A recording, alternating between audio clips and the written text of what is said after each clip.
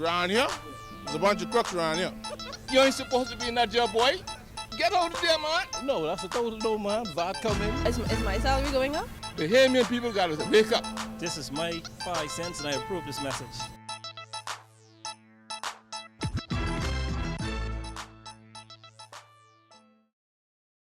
The amended gaming bill revealed, but the National Security Minister says it's still unclear when it will be tabled.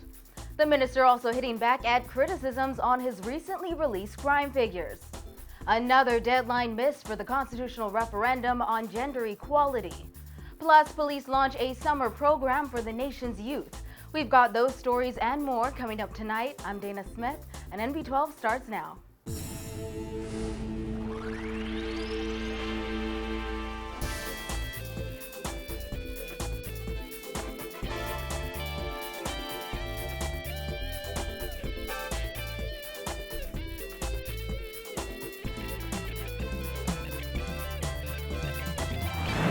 Topping news tonight, new details emerged today concerning the latest draft of the gaming bill. In an article published in the Nassau Guardian, it was revealed that restrictions would be placed on both local and foreign gamblers. This, as Minister of National Security Dr. Bernard Nottage says, while it's still unclear when the bill will be tabled, once this is certain, it would provide much needed clarity on the issue of gambling. Our Jasmine Brown has the details in this report.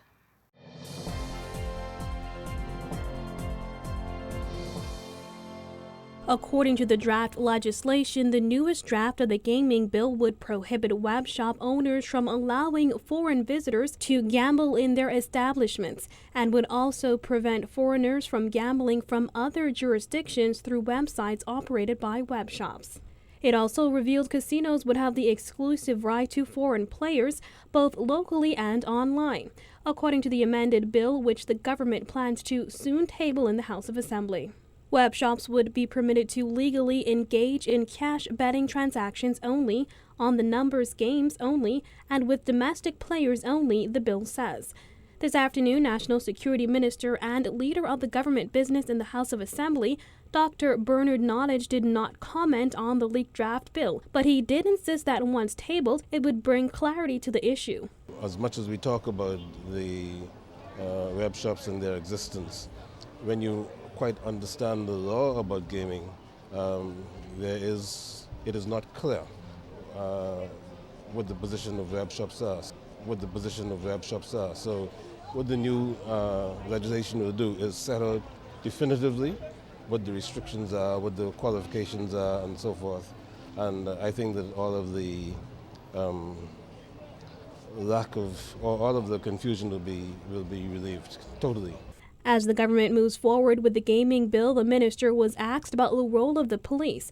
Government and the Royal Bahamas Police Force have been heavily criticized over the past year and a half for not enforcing the law as it relates to those establishments. Nottage said when the bill comes into effect, there will finally be proper legislation to deal with them. When the web shop legislation comes, there will be proper legislation to deal with them. And while we know what's in the modified bill, we still don't know when the government will bring it to Parliament. Last week, Tourism Minister Obi Wilshcombe said the bill would be tabled this week. However, Prime Minister Perry Christie hinted last week that could be delayed. The gaming bill is in its final stages of completion. One hates to give a date because when the date doesn't come, you know what happens. But I fully expect. We have to do the legislation, and so I fully expect it to come in a relatively short period of time. Now, Nottage says Cabinet is expected to meet on the matter tomorrow to determine when exactly the gaming bill is expected to be tabled. Reporting for NB12, I'm Jasmine Brown. With the draft gaming bill maintaining the status quo as it relates to a Bahamian's ability to gamble in casinos, National Insurance and Labor Minister Shane Gibson says Bahamians can gamble anywhere else in the world and should not be discriminated against in their own country. The minister said he would not speak to the language of the bill itself as he hasn't yet seen it, but when MB12 asked him how he personally feels about Bahamians in casinos, Gibson said he does not support discrimination of any kind. You know, if you're talking about introducing something that's illegal all over the world, then I would agree. If it's illegal all over the world, why should we legalize it here?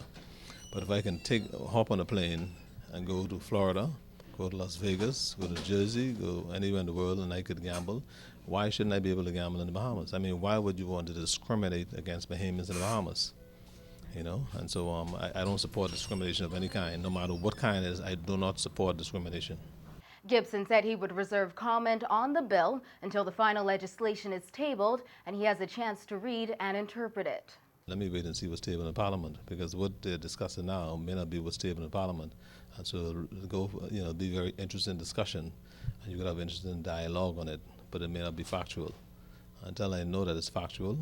Also, according to Attorney General Alison Maynard Gibson, number houses will not be able to continue offering sports betting to customers once the web shop industry is regulated. She said she was not aware web shops are facilitating sports betting, but once the government regulates the industry, those establishments will only be allowed to conduct business in accordance with their business license. Currently, web shops such as Asu Draw, Island Luck, Chances, and Paradise Games offer sports betting. National Security Minister Bernard Nottage today also defending his claim that crime is down. Nottage defended statistics he released in the House of Assembly on June 18th and recent criticisms made by FNM Deputy Chairman Dr. Dwayne Sands, who said he believed Nottage painted an inaccurate picture of the country's crime problems. Crime has been trending down for the year. There are people who say that I have not been truthful about the matter, but it is the truth. I said that murders were down in Nassau and New Providence, and so they were. I also indicated that the murder rate was up for the Bahamas, so I don't know why there is any confusion about it. We have some policies that we have put in place that seem to be having a positive effect, and I just think that we should look at it and accept it for what it is.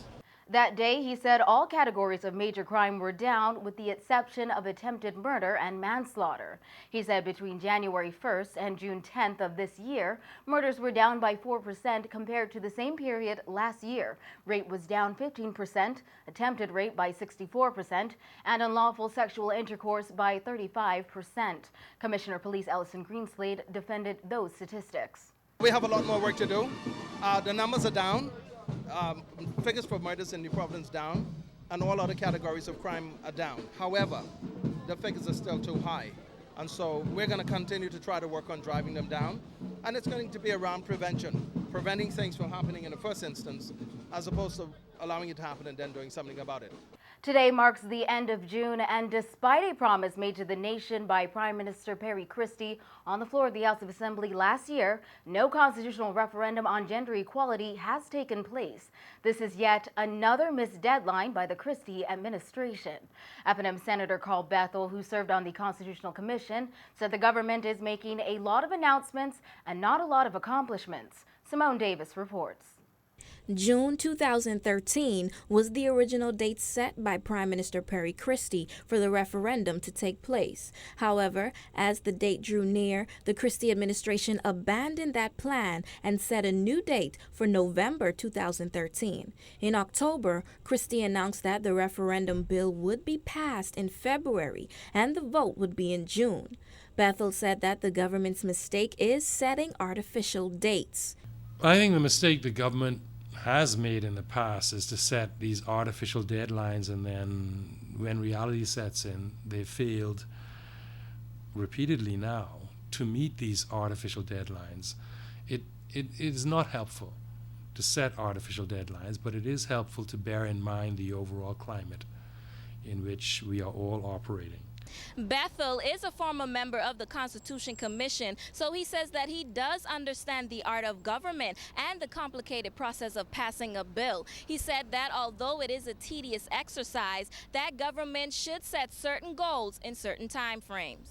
Bethel also noted that he thinks the end of the year would be ideal for referendum to take place, and the government should carefully move ahead with its agenda and stick to it. My mission is merely to point to the fact that the government, having made up its mind, needs to act on it. Paralysis is not an option.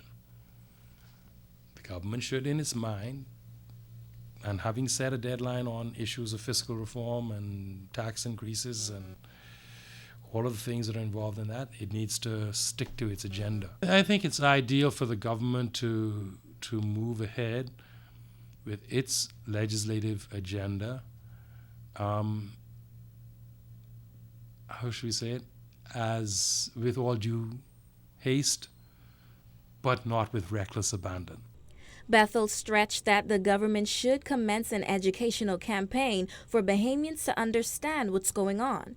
There is still no word on when the referendum would be held. Reporting for NB12, I'm Simone Davis. In other news, tensions reportedly ran high during a Free National Movement National Central Council meeting last Thursday, as a number of party members pushed their leader to call for a party convention. According to the Nassau Guardian, former Senator Frederick McAlpine got into a heated row with party leader Hubert Minnis. McAlpine said during a motion to delay the party's convention to May 2015, he began asking Minnis questions related to the party's constitution and party leadership. Minnis reportedly told him to sit down and shut up and accused McAlpine of having an agenda. The motion was eventually defeated and members voted to hold a convention early next year. McAlpine said he played his role in ensuring it was defeated. He said after the meeting he attempted to shake hands with Minnis to show there was no bad blood, but Minnis reacted negatively. McAlpine told The Guardian, "If you're confident in your leadership and in what your leadership team can do, then call a convention." He said the F&M has become stagnant and is past due for a convention. The party is mandated to hold a convention every 2 years. The last convention was held in May 2012.